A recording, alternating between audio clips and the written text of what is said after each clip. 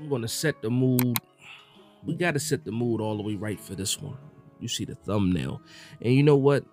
In situations like this, you're sitting there with a bunch of strangers and you're going around the room and you're telling everybody your name. And it goes a little something like this. Hello, my name is Big Dash Nose, and I'm a homer. I'm a New York Giants homer. And the first step is admitting that you have a problem. But for me, I don't think I have a problem. I really don't. I have some expectations. I have some optimism, but I don't think I have a problem. I think there's a lot of people running around with low expectations, and maybe they have the problem. But we can get into all of that in this episode. So I put out a tweet, and it was just some predictions I had for Daniel Jones in the 2023 season. So I had him with 4,050 yards.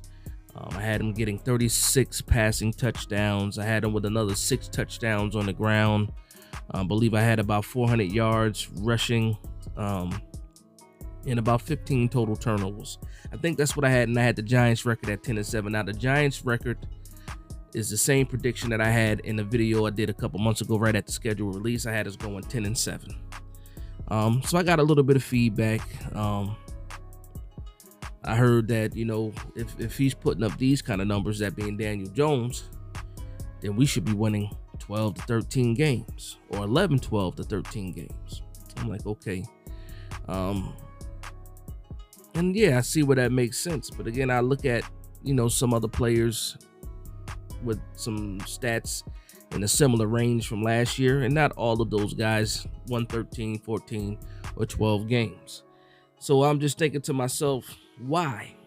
Why is there so much doubt on Daniel Jones? And that's an easy answer. We look at all of the previous years for Daniel Jones. We look at the 2020 season. We look at the 2021 season, and those seasons were absolutely horrible. And then when you go back to the rookie year, you look at his stats from there. Yes, he had 24 touchdowns, but everybody likes to talk about the interceptions and the turnovers, and he got the nickname from a couple people that he's a turnover machine. So after being a turnover machine, the 2 years after that, under the tutelage of Joe Judge and Jason Garrett, the turnovers went down, but the production overall went down. He had a couple of big games, couple 500-yard games, a 400-yard game, things like that throughout his early history with the Giants. But when you fast forward to 2022, you don't see those games. But another thing you don't see are the turnovers. So here comes the dilemma. Joe Shane brought in Brian Daboll, and a lot of people want to give Brian Daboll the credit for Josh Allen being who he is right now. And they like to draw that comparison of, if he was able to do this with Josh Allen, he might be able to do this with Daniel Jones. Well, I'm here to tell you this. Daniel Jones and Josh Allen are not the same person. And another thing that I hate to do, because a lot of arguments, come from people wanting to compare Daniel Jones to other quarterbacks. And I understand that the urge of why people want to do that. But again, you have to look at Daniel Jones as Daniel Jones. And if you want to compare Daniel Jones to anybody, you can just compare him to his previous self. And that's what I'm doing. And that's where I'm at right now. Some people can't look past those 2 years under Joe Judge. But after the 2022 season, I'm looking past those years with Joe Judge. Because if it was just Daniel Jones that improved. Now, I'm not saying the stat line. I'm just talking about physically. When you watch Daniel Jones, he improved. And that's a hard thing, too, because a lot of people will say, well, they simplified the offense. He's only reading half of the field. And in some cases, that might be true. In all cases, it's not true. A lot of people will run to the all 22. And they'll tell you just because they're watching all 22, they see a guy running free and they automatically believe that the play is designed to go to that person. One thing about the New York Giants, we weren't very talented, especially in the wide receiver room. So instead of people winning off of talent, instead of the wide receivers winning off of talent, what the New York Giants decided to do, Mike Kafka, Brian Dable, they decided to scheme people open. And I know for some people, you might not know what that means. You might not care what that means. But there's always an explanation for something. And this is not to say that Daniel Jones didn't miss plays down the field, because he absolutely did. I'm just saying, you got an emphasis on Daniel Jones missing players downfield because you have a narrative that you want to push. And we all have narratives that we want to push. Again, I'm very, very optimistic. I'm an optimistic fan of the New York Giants, but I'm optimistic for a reason. There's blind optimism. There's people are pessimists as well. I don't know what you call that, pessimism. I doubt that's the word. But you have people that are optimists, people that are pessimists, people that are objective, and some people that think they're objective. It is what it is, to each his own. But when I look at the games last year, and I watched a lot of tape, and I watched a lot of the losses more than I did the wins, and I'm not even talking about the Minnesota Vikings game, because you take that game away, call it an outlier game if you want to, his best game of the season, set all type of records for the playoffs, and gets no credit because of what? Because Minnesota Vikings sucked. Quote unquote, the Minnesota Vikings sucked. And to me, it's hard for a team that sucks to win 13 games. And the next thing you're going to hear is that, well, they were lucky.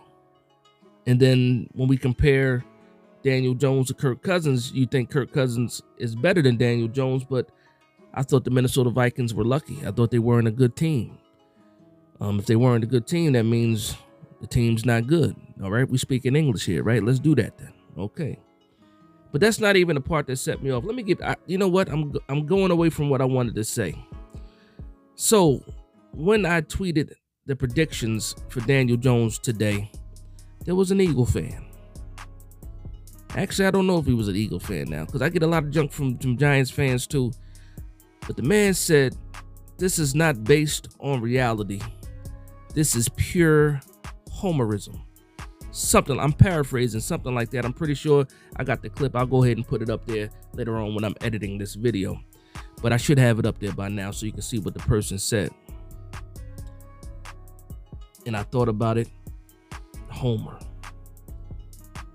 And I think a lot of people get off on using the word Homer because I think that they believe that it's a negative term. And for a long time, I thought that the word Homer was a negative term. And then I think about fan, short for fanatic. Also, we have fandom. A lot of this stuff is not rooted in reality. A lot of this stuff is built on belief. So if you're a fanatic, you're a fan, you believe in something. You believe in something. So if I believe in the New York Giants and that makes me a homer for the New York Giants, then you know what? Homer is not a disrespectful word anymore to me. It's some words you can take power out of. So when somebody calls me a homer for the New York Giants from now on, I'm going to say, you know what? Thank you. Because I am rooting for this team to be the best, to be better than what they are. I am hoping that this team can go out there and make the playoffs and make a run.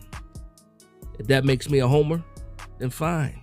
I'm a homer. And then last year, I remember when we got into the playoffs, I jumped way off the bridge.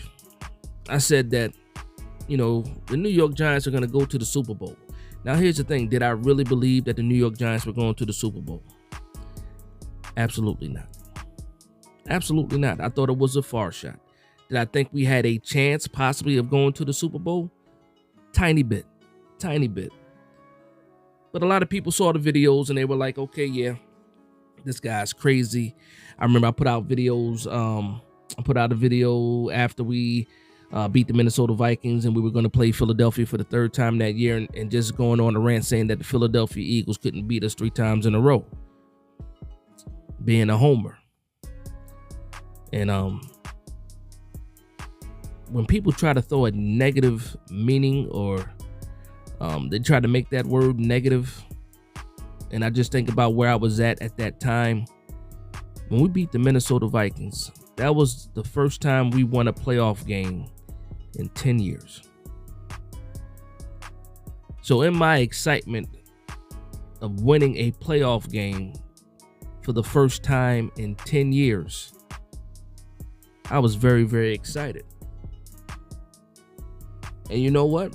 I don't feel bad about being excited for this team. I don't feel bad about talking trash with the Philadelphia Eagles fans. I don't feel bad for the 500 comments that I had, from Philadelphia fans after we lost that game, showing me respect. Because what did I do after we lost that game? I came right back on YouTube and owned it. And that's not going to change for me. Even to this day right now, I see nothing wrong with rooting for the New York Giants and being a homer. And at that time, I took on the moniker of Big Homer Simpson. Big Homer Simpson, man. Yeah, so for everybody out there that falls under the category or has been listed as a New York Giants homer, wear it like a badge of honor, because there's nothing wrong with it. Just because people aren't where you are, I guess in the space of believing in a team, believing that things are going to get better, believing in the coaching staff, believing that the roster has improved, just because everybody's not there with you, or just because of, a certain amount of people don't think the New York Giants are going to be any good or any better than last year, it's okay. It's okay. Because for me, I'm not going to stop being a homer. I'm not going to stop being a supporter of the New York Giants. Not saying that these other people are not supporters of the New York Giants. I'm just saying I don't care how I sound when I say some of the things that I say. Because at the end of the day, I know football. I know how the game is played. I know what's fact and fiction. I know what my expectations are. I know when I'm being crazy. And that's the difference. So if I'm rooting for this team, I'm rooting for the New York Giants, I'm rooting for Daniel Jones, I'm rooting for Saquon Barkley. I'm not trying to pin the two guys against each other. Not saying that DJ's money is the reason why Saquon Barkley's not getting his money. That makes no sense. And anybody that's really logical will never even think about that, because they have nothing to do with each other. Nothing to do with each other. But I'm just here to say those things, man. It's a little bit different. Again, I'm not ashamed of the label of being a New York Giants homer. And I know there's a lot of people out there just like me. And here's the thing. Going into the 2023 season, I look at this roster. I look at what the weaknesses were from last year. I want to thank Micah Parsons for saying something that everybody already knew, especially in the Giants fan base. He put out a tweet about Saquon Barkley when Saquon Barkley, was in contract negotiations, which he still is today. And he said, I don't know what these guys are doing. Saquon Barkley is the offense. On Monday mornings, that's what we focused on when we were playing the Giants. Saquon Barkley. And Micah Parsons, I thank you I thank you so much for that. Because I don't even know if you knew what you did, but a little spark. And not saying that Joe Shane listens to you or anything like that, because I already think he knew what he wanted to do as far as addressing his team to make it better, attacking some holes, bringing some talent. But there's a few guys that were added to this team. Darren Waller being one of those guys. Now, within our own fan base, you have people saying, well, Darren Waller is hurt. He's not the same. He can't do things. But here's the thing with Darren Waller. He doesn't have to be the same Darren Waller. I would love for him to be the same Darren Waller, but he doesn't have to be the same Darren Waller. And this is the reason why. Last year, we faced stacks, boxes, primarily. 8-man in the box, single high safeties in certain occasions, cover 3 defenses in certain occasions, because what? They did not respect the talent on the team. That's why Daniel Jones had to do so much running. That's why Saquon Barkley had to have so many carries, because on the outside, we were getting no respect. So now when you have a guy by the name of Darren Waller added to your offense, the difference is now, yes, Saquon Barkley is back there, but now you have to prepare for Darren Waller. Darren Waller can run a streak or run a seam route, and he will take the attention of the man that's covering him and also the safety. And what does that do? That helps Saquon Barkley. When you go to the outside, you have more speed that has been added. The rookie Jalen Hyatt, Paris Campbell coming off of his first successful year, first fully healthy year. Hopefully Wan'Dale Robinson back from injury. Darius Slayton not being wide receiver 1. And then a full year with Isaiah Hodgins. And I think that now you will see these defenses start to respect the talent on the outside. And again, who does this help the most? Saquon Barkley. And then we think, we think about the elephant in the room. And for me, the elephant in the room is the offensive line. And when it comes to the offensive line, I think about the center position. And I believe we have an upgrade with John Michael Schmitz. I call him my son. John Michael Schmitz is an upgrade from John Feliciano. But when it comes to the offensive line too, even as important as the center position is, I think the biggest piece of the puzzle going into this year with the roster as it stands is the progression of Evan Neal. And if Evan Neal can take any kind of step forward in his progression, I think that the New York Giants are going to be in good shape with a lot of these teams, especially in those first 4 games, the first 4 weeks of the year. You're looking at Dallas. You have Arizona to turn around and play San Francisco, and then we have the Seattle Seahawks. And 3 of those 4 teams were playoff teams last year. So I think right off the bat, the New York Giants are going to know exactly who they are. They're going to know exactly what they need to do. And they're going to get a gut check. And I can't wait for the season to start. And it sucks because I have some ulterior motives in my mind for the season. It's not just that I want the New York Giants to be good this season. I also want to be able to shut people up. If I'm just going to be honest, I want to be able to shut some people up. So here's a little hint. If you follow me on Twitter at all, there's a gift that I use. It's from The Office. And it's a handshake. And if you ever see me use that GIF or that GIF, what do you call them damn things? If you ever see me use that as a reply to something that you're saying, is me basically offering a gentleman's wager that whatever you saying most likely is going to be negative about the Giants. It's a gentleman's wager saying that, yeah, I see you, and talk to me at the end of the season. So I'm going to end this here. And again, this is for all those people that have been labeled a homer and felt a certain way about it, or felt like it was used as disrespect. It's not disrespect. Fan is short for fanatic, also with fandom, and that's exactly what we are as New York Giants fans. So wear that homer badge with honor, because I'll be wearing that badge right next to you with honor. And if nobody is standing next to you, just know that I'm standing next to you, standing with you, and there's a lot of New York Giants fans doing the same. So with that being said, I want to thank everybody for vibing with me. Please like, comment, and subscribe.